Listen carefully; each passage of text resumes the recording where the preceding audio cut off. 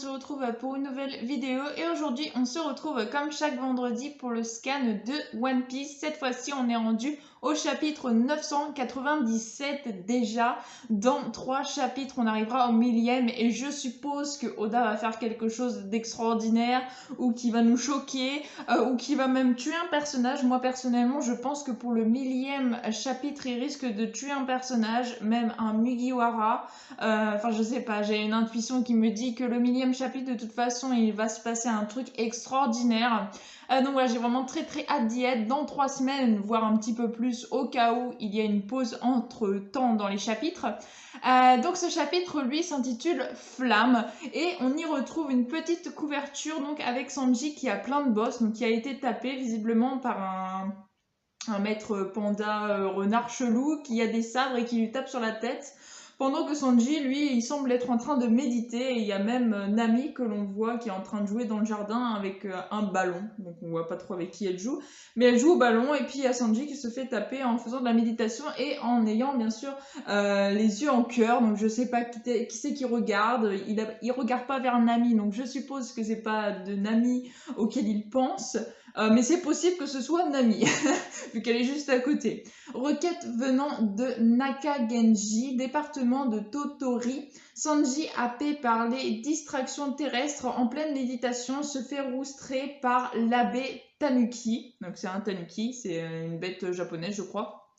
Bref, donc voilà une petite photo sympathique, mais nous c'est pas ça qui nous intéresse vraiment, c'est comment le chapitre dernier s'était terminé avec une apothéose avec Big Mom qui était en train de survoler pour aller sur le toit de Nigashima pour rejoindre Kaido. Kaido qui venait de venir pratiquement à bout de tous les fourreaux rouges. On avait Sanji, Jinbe et Luffy qui essayaient justement de rejoindre le toit de Nigashima. Donc ce chapitre là vraiment il promet quelque chose de très intéressant. Intérieur du château, 2e étage, au cours d'une belle femme. Ah oui, et puis on avait arrêté avec, je crois, Sanji qui sentait le parfum de quelqu'un ou quoi que ce soit, et je m'étais dit, moi, peut-être que ce serait Beau Hancock, et j'ai pas vu les trucs de l'épisode, donc je ne sais pas si c'est vraiment elle.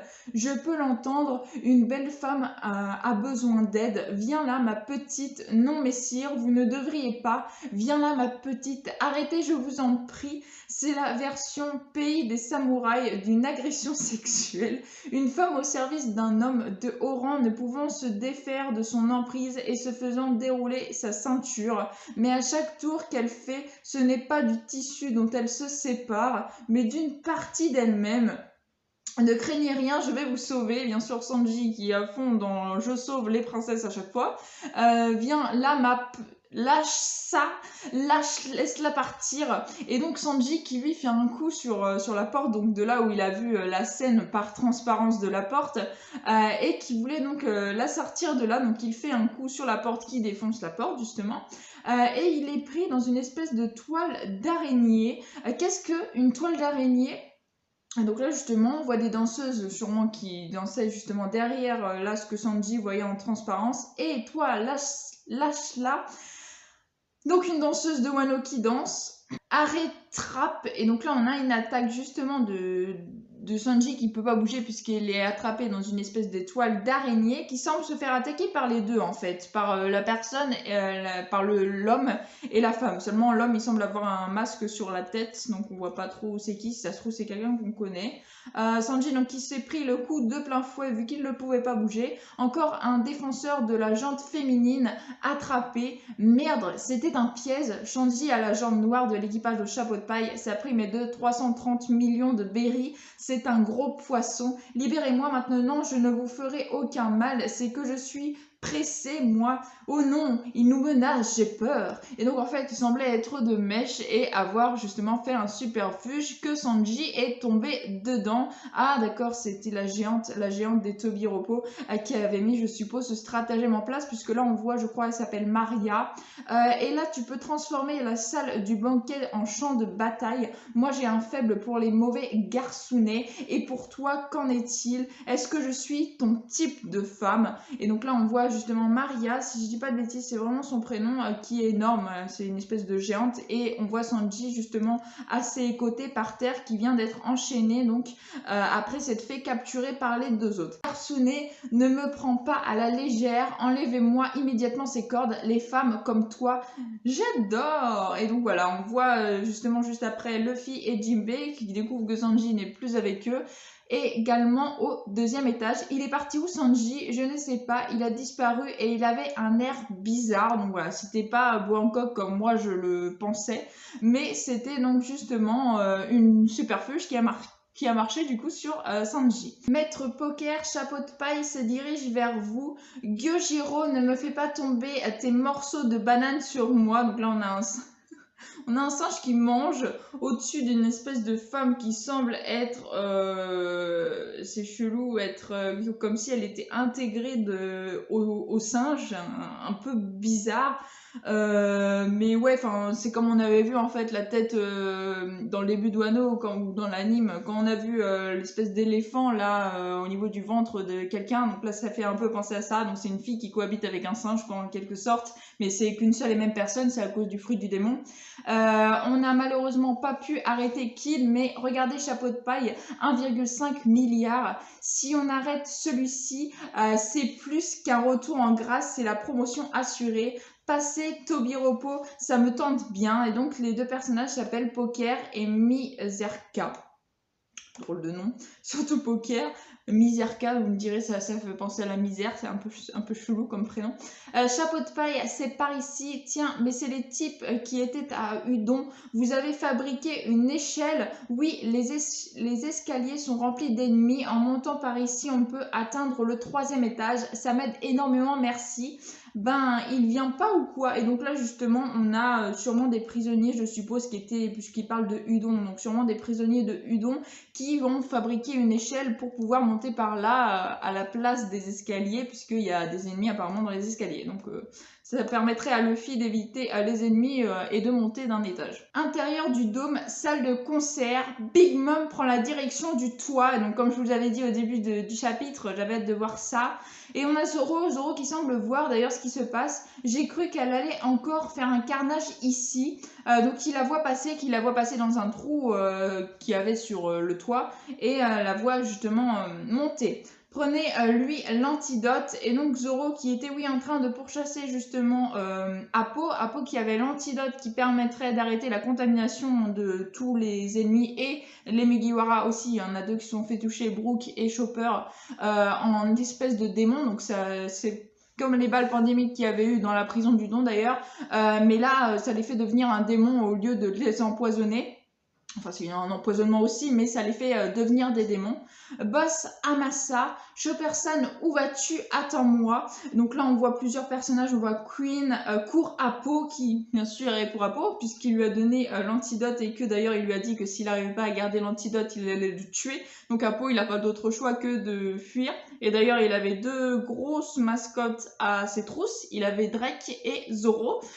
Donc encore les autres, il peut s'en débarrasser puisque c'est un supernové, mais Drake et Zoro sont des supernovés, donc clairement il est dans la crotte. Mais là on a Zoro depuis qu'il a vu Big Mom monter au toit. J'ai l'impression qu'il ne bouge plus, comme si il allait changer ses plans et pas récupérer les antidotes, mais plutôt monter sur le toit d'Onigashima. Et ça pourrait aller avec ce que moi je pense. Je vais vous en parler avant au cas où ça se passe, même si à chaque fois Oda nous surprend et il fait autre chose que ce que tout le monde pense. Moi j'ai pensé à quelque chose, je me suis dit, et je suppose qu'un des Mugiwara va mourir dans One Piece, avant la fin de One Piece. Et j'ai pensé à Zoro et à Sanji, mais c'est vrai beaucoup plus à Zoro. Et donc là, si jamais il change d'idée, il monte sur le toit de Nigashima, sachant qu'il faudrait quelqu'un qui l'aide à monter sur le toit de Nigashima, parce qu'avec son sens de l'orientation, on sait bien que Zoro peut se paumer assez vite. Mais s'il monte sur le toit de Nigashima, admettons, avant Luffy et Jinbei, bon Sanji s'est fait capturer, donc avant Luffy et Jinbei, qu'il doit affronter Kaido et Big Mom, c'est fort probable qu'il puisse mourir et que ce soit lui, pour ma part, le Mugiwara qui va mourir, admettant que, bien sûr, Oda ait décidé de tuer un Mugiwara. Mais je suppose. Donc voilà, le fait que Zoro, il a l'air d'être vraiment, de rester calme tout d'un coup et voilà, ça me fait penser à ça, donc on va bien voir s'il va monter sur le toit ou pas. Donc là, on a sûrement Drake, oui, qui est en train d'attaquer Apo, justement. Drake enfoiré, et on voit une espèce d'ombre avec un sabreur. Je suppose que c'est Zoro. Trop classe, j'adore. J'aime beaucoup Zoro, c'est vraiment l'un des Mugiwara que je préfère avec Luffy. J'avoue, c'est mais je sais pas. J'aime beaucoup Luffy, j'avoue, mais Zoro, il a une classe monstrueuse que j'adore tout particulièrement. Je le ferai jamais en cosplay parce que j'ai pas de musculature d'un mec et que Zoro a une sacrée musculature. Mais c'est vrai que c'est un personnage, c'est l'un de mes personnages préférés de One Piece, ça c'est clair. Trop classe. Donc là, on voit trancher Apo, tout simplement. On le voit trancher Apo avec vraiment, je vous mettrai cette photo du scan dans ma miniature parce que ça déchire, elle est trop classe. Donc Zoro qui se débarrasse en un seul coup donc de Apo, sous les yeux de Drake d'ailleurs, et qui récupère bien sûr l'antidote. L'antidote qu'il va sûrement devoir donner à Chopper. Chopper, va falloir qu'il se dépêche parce que lui-même était contaminé pour pouvoir faire un remède pour tous les autres grâce à celui-ci et pour pouvoir se soigner également. Donc voilà, Zoro qui donne l'antidote directement à Chopper. Je peux te laisser t'occuper de cet étage, tu vas pas mourir, hein, t'inquiète pas. Voilà, donc il lui laisse l'étage. Donc clairement, je suppose que Zoro va monter sur le toit de Nigashima. J'ai compris comment fonctionne le virus, ça ne m'étonne pas de toi. Vous tous, écoutez-moi. Utilisez du feu sur les démons de glace. C'est le virus qui fait à partir du combinaison avec un gaz qui refroidit le corps. Regardez moi, si le refroidissement du corps est stoppé, alors le virus ne prolifère plus. Je vais fabriquer assez d'antidotes pour tout le monde. Chopper, franchement, c'est celui de qui on aurait eu bien besoin là pour venir à bout du coronavirus, du Covid. Il aurait pu nous dire qu'est-ce qu'il fallait faire depuis le début. Donc voilà, Chopper qui donne la solution justement. Je suis médecin, je vous sauverai tous, ennemis comme alliés, donc restez en vie. Et si ça se trouve, les ennemis qu'il va sauver comme ça, Chopper, ils vont se rallier à eux et vont tous se rebeller contre Kaido. C'est pas impossible en plus. Hein. Je suis médecin, je vous sauverai tous, ennemis comme alliés, donc restez en vie. Ne vous laissez pas tuer par un type si inhumain. Tu manques pas d'air, le Tanuki, et toi, Apo, quelle déception. Vous faites une belle paire d'enfoirés. Et donc là, on a justement Queen qui est vraiment choquée de voir déjà que l'antidote a été pris et puis qu'après, je suppose que j'ai l'impression qu'en fait, non, pardon. Il avait une arme, il voulait tirer sur quelqu'un. Queen, donc sûrement des autres armes pandémiques ou la même, justement, qui les fait devenir démon. Et on a Zoro. Zoro qui, au lieu de moi, comme j'avais prévu, monté sur le toit de Nigashima, il décide de s'en prendre à Queen. Donc déjà, il est en train de couper l'arme de Queen. Et c'est quoi ton jeu là? Je suis pas venu sur cette île pour jouer comme un débile. Et donc Zoro qui provoque Queen, donc on va sûrement avoir le combat final contre Queen, parce que c'est vrai qu'on le voit plusieurs fois depuis le début de Wano, mais jamais personne n'a réussi pour l'instant à avoir un combat sérieux avec lui et à le battre. Je suis venu pour découper Kaido, le plus fort du monde. Et c'est quoi ça? C'est la colère de ce type qui a provoqué un tremblement de terre. J'arrive pas à tenir debout. C'est du haki des rois. Zoro, qu'est-ce que tu as fait? Quelle puissance, comme si c'était toi. Je sais, Zoro, je l'ai vu aussi. C'est tombé par le trou du toit. C'est le bras d'Okiku, oui, c'est vrai. Donc en fait, oui, ils sont plus ou moins au courant de ce qui est en train de se passer sur le toit de Nigashima, puisque là, ils viennent de voir tomber du toit le bras d'Okiku, donc ils savent déjà que Okiku, elle est soit mal en point, soit morte, clairement, en voyant son bras tomber. J'ai perdu trop de temps, si seulement je pouvais y aller en une fois.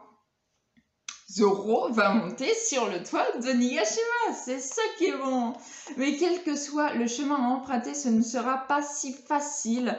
Oui, puisque là on voit l'autre tout noir, j'oublie son nom encore, et puis Queen, c'est King je crois, King et Queen qu'on voit là. Équipage de chapeau de paille, Marco le Phénix, c'est moi. Non, Marco il va emmener Zoro sur le toit. Non, j'adore Marco en plus. Alors s'il joue ce rôle-là, je vais juste adorer encore plus ce personnage qui, moi, je trouve, il manque de développement. J'aimerais le voir plus. Et là, je suis contente parce que depuis le scan, depuis deux trois scans, on le revoit dans Wano et ça fait bien plaisir parce qu'il semble avoir une place vraiment importante dans le rôle qu'il va jouer dans Wano et je l'adore. Donc vraiment, j'ai hâte et surtout encore plus si il amène Zoro grâce à ses ailes, il peut voler. Donc s'il emmène Zoro sur le toit de Nigashima, mais c'est juste excellent, excellent. C'est vous la force de frappe principale. Qu'est-ce que vous faites à traîner à cet étage? Est-ce que je peux vous aider? C'est ça, c'est trop trop bien, trop génial. Que c'était que cette secousse? J'ai peur. Plutôt non, j'ai pas peur. Waf. Donc là on a un ami, un ami qui flippe avec Tama. Un tremblement de terre, Jinbei. C'est vrai que le terrain est particulier par ici. Jinbei et Luffy qui sont en train de courir depuis masse d'épisodes. Ça me fait un peu penser d'ailleurs, un petit peu, hein, pas énormément, mais ça me fait un peu penser hier au sommet. Je sais plus trop c'était quoi le titre du truc. J'arrive pas à retrouver là. Du coup, en général je le dis d'ailleurs, mais là c'est vrai j'ai du mal à retrouver. Ça me fait un peu penser à ça. Quand Luffy il courait pour aller sauver Ace qui allait se faire exécuter, il a couru pendant masse et masse de scans et d'épisodes. Là, ça me fait penser à ça en fait. Ils essayent d'aller sur le toit de Onigashima et ils mettent masse d'épisodes à y aller. C'est trop ça, ils se font attendre. L'île tremble.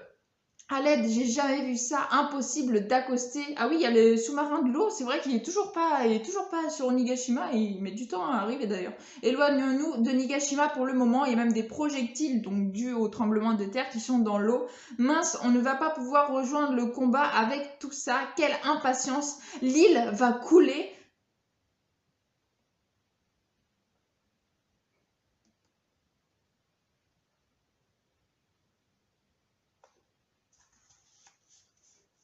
L'île va couler.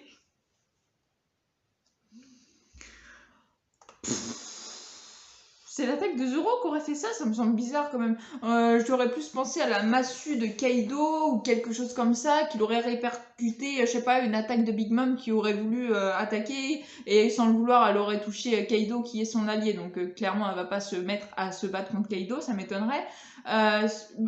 Un affrontement Big Mom Kaido, que ça fasse un tremblement de terre, oui, mais une attaque de Zoro contre Appo, que ça fasse un tremblement de terre, ou même contre la lame de Queen, ça m'étonnerait que ça fasse un tremblement de terre. Donc c'est oui, bon, d'accord. L'île risque donc d'être aspirée par la mer, donc de sombrer dans l'eau, en dehors du dôme, vers le port. Momonosuke, ta vie est prioritaire. Trouvons un bateau et quittons cette île. Ah oui, carrément. Ok. Donc on a Yamato qui veut quitter l'île avec donc Shinobu et Momonosuke qu'elle avait récupéré à l'épisode précédent. Il n'y a aucun bateau de l'équipage au Sambeton. Quoi? Il n'y a plus la mer non plus. Qu'est-ce que ça veut dire? C'est trop tard, on ne peut plus fuir par la mer. C'était donc ça, cette secousse. Qu'est-ce qui se passe? Yamato, le dragon s'envole en créant des nuages de flammes. En d'autres termes, en ce moment même, en fait, la mer est partie.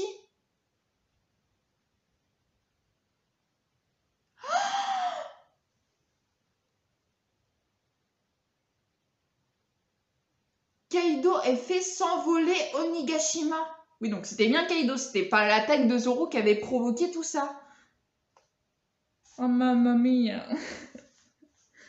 Ils peuvent plus fuir, quoi. Ils n'ont aucun moyen de s'enfuir.